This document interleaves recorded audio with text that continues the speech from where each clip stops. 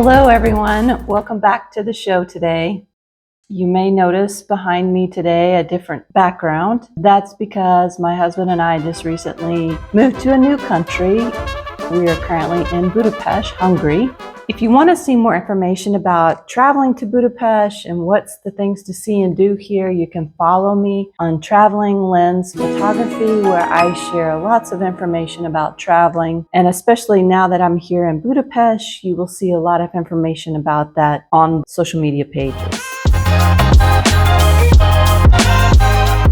Are you gearing up for your international move? You're all excited and ready for this new challenge, but you're starting to feel a little overwhelmed at how do you handle shipping your household good items abroad? Well, today we're going to dive into different ways you can ship, things you need to be checking for, and all of those that are required in this process. Granted, it is kind of expensive, so you really have to take a deep dive into looking at your items and seeing if they're just something that you cannot live without, or if it's something that is sentimental to you. We're going to go through all these different things to figure this out. Please go to my YouTube channel and check out all the other videos that I've made about how to look for your accommodations abroad, how to go about picking the right country that fits for you. So please go to my YouTube channel, Expats Toolkit, and subscribe today. So deciding to move abroad is not only a milestone in your life, it also comes with some overwhelming challenges of deciding what of the items of your home that you want to bring with you.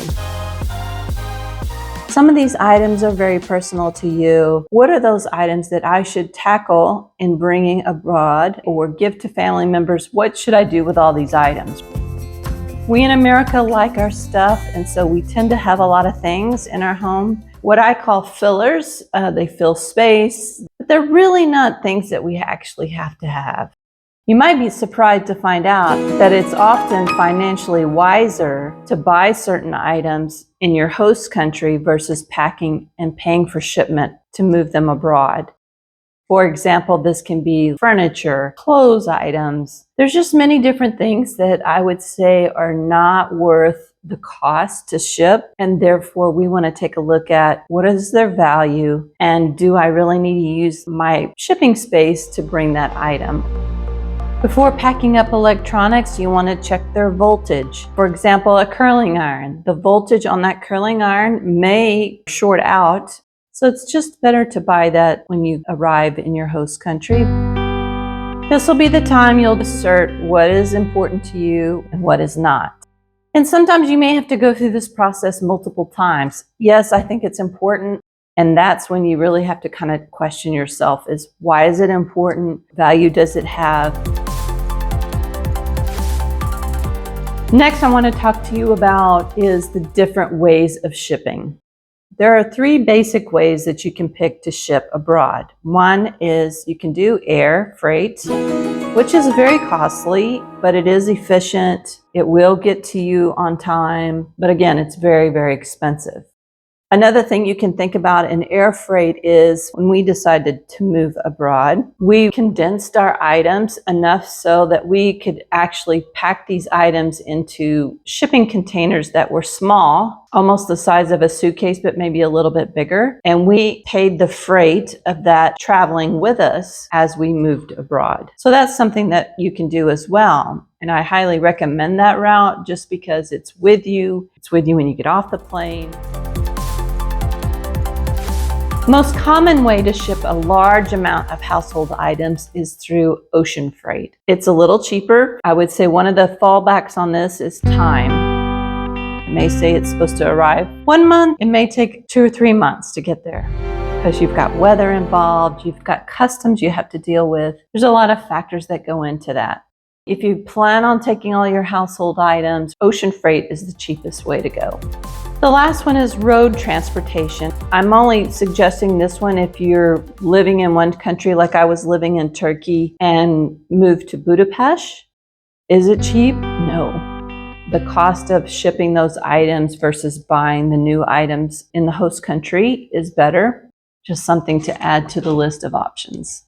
If you're seriously thinking about moving abroad, I highly suggest you subscribe to my channel, as you will get notified when I created new videos about moving abroad.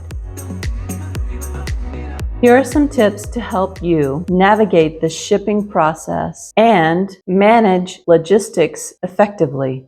I will leave a link below of a document that you can download. It will give you the tips and information of how to go about shipping abroad.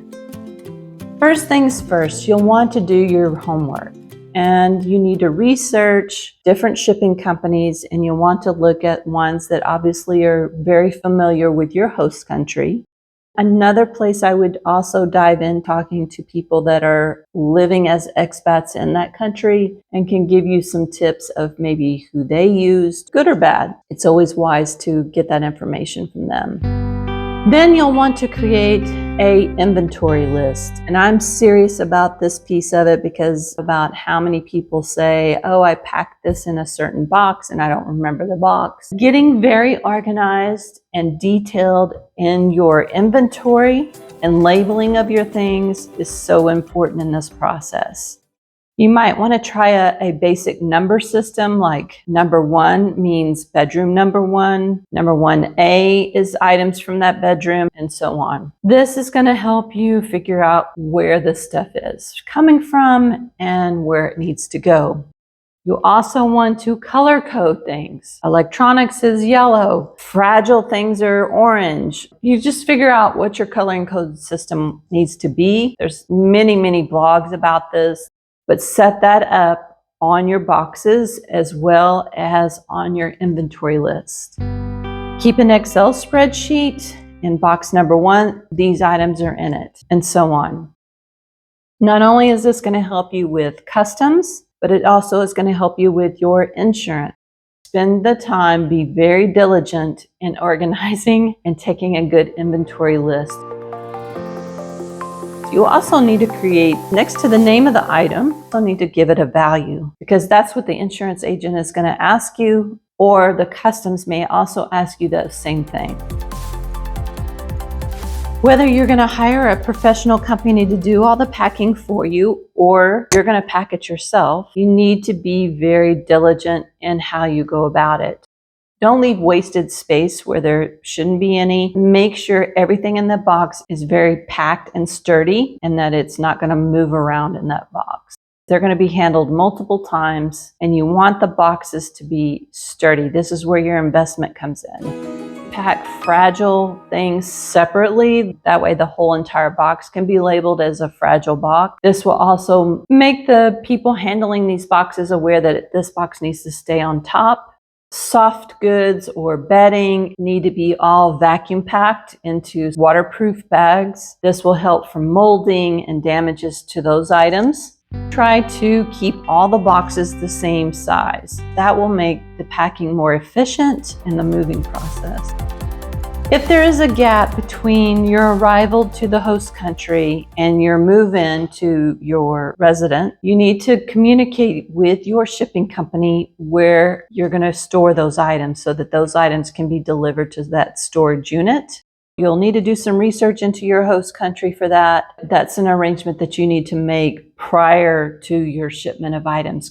Some shipping companies offer storage units that will hold those items for you. You just need to find that out. One of the most important things you need to do is obtain insurance coverage. Insurance is going to be a little pricey, but it is so important to have. There are 2 kinds of insurance you need to be aware of. There's a full replacement value and a released value. Ask questions about that and find out what is covered under those conditions. Make sure that it is covered under any natural causes. The storm, hurricane. You need to find out what is all covered.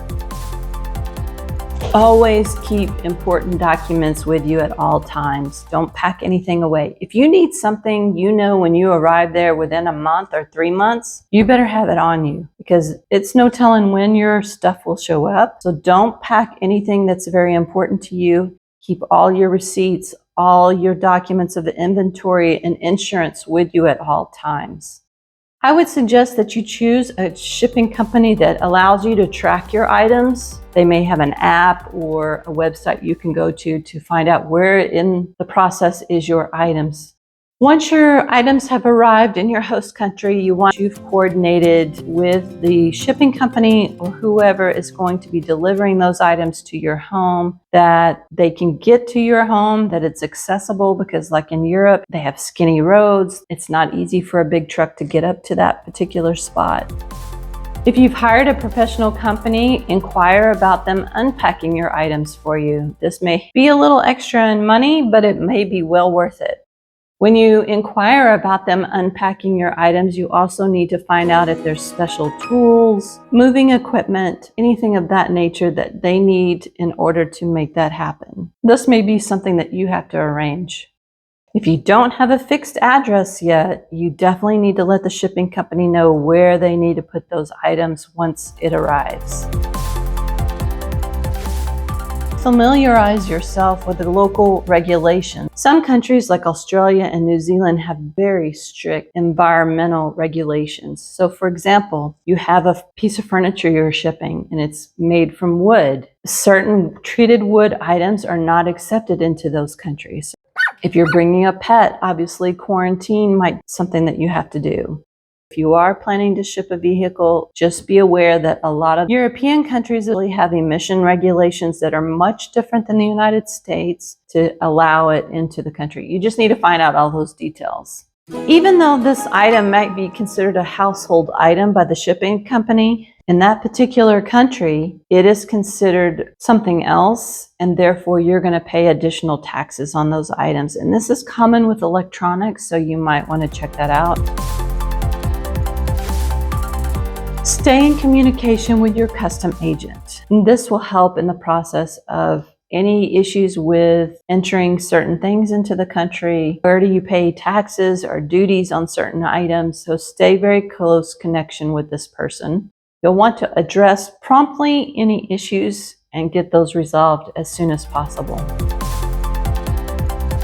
Be prepared to budget for additional costs. Even though you've paid for the shipment, you know what the custom fees are. Be prepared that once you arrive in your host country, there may be some additional charges that are just not in that document. Oh my! Plan for the unexpected to happen, because it will.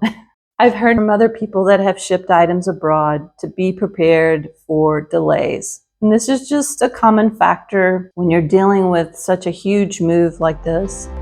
Don't get too worked up when things don't arrive on time. And also understand that logistically this is a difficult move. So therefore there may be weather issues and a lot of other things that can be factors that cause this to be a delay.